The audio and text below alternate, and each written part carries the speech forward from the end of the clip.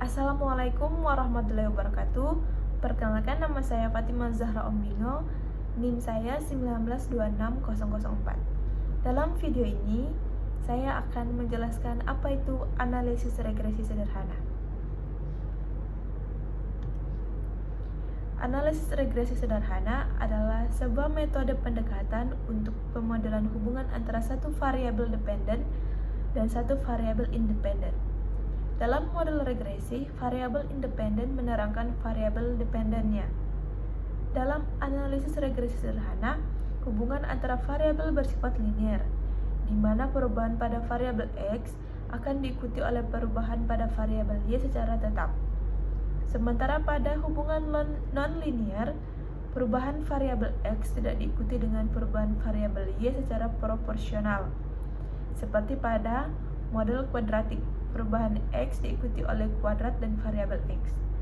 Hubungan demikian tidak bersifat linear.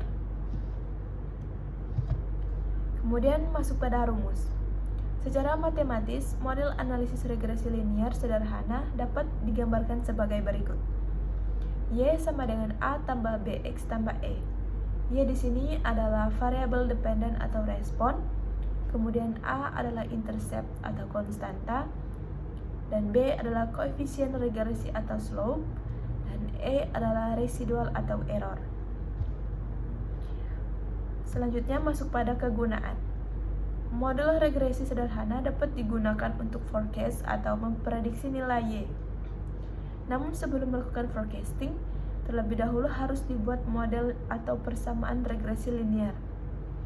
Ketika model yang fit sudah terbentuk, maka model tersebut memiliki kemampuan untuk memprediksi nilai Y berdasarkan variabel Y yang diketahui.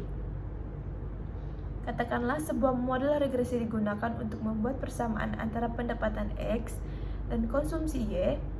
Ketika sudah diperoleh model yang fit antara pendapatan dengan konsumsi, maka kita dapat memprediksi berapa tingkat konsumsi masyarakat ketika kita sudah mengetahui pendapatan masyarakat.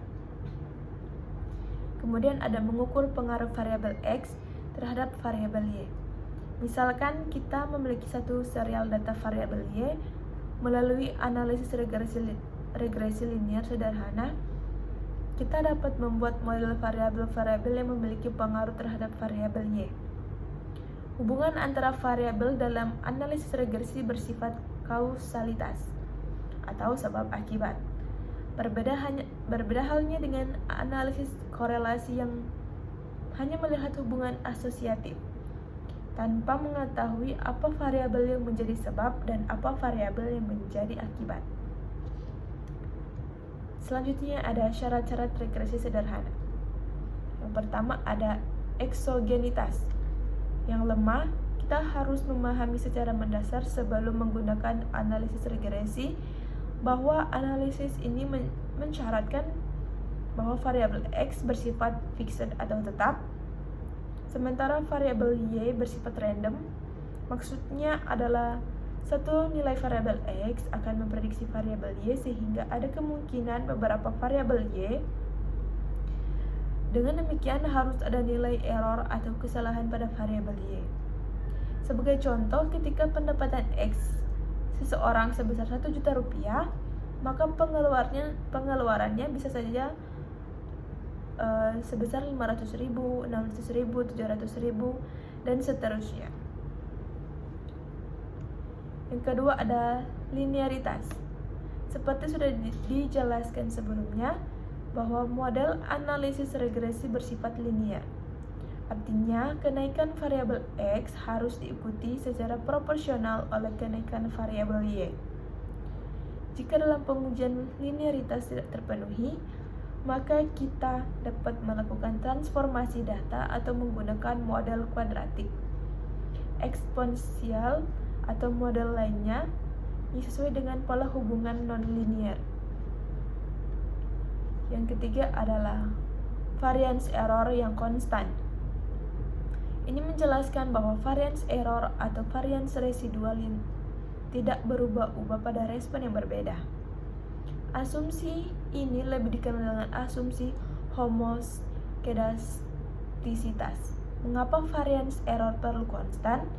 Karena jika konstan, maka variabel error dapat membentuk model sendiri dan mengganggu model.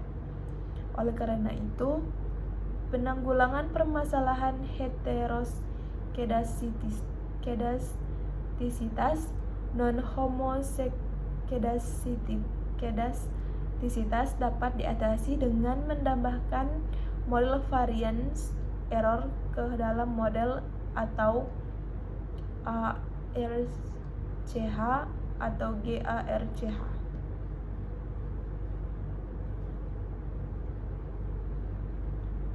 Selanjutnya, yang keempat ada autokorelasi untuk data time series.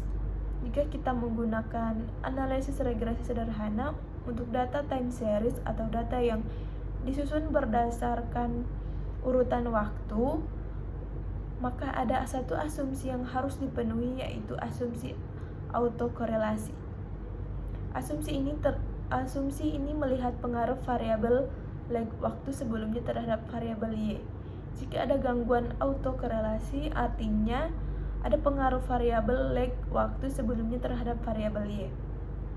Sebagai contoh, model kenaikan harga BBM terhadap inflasi.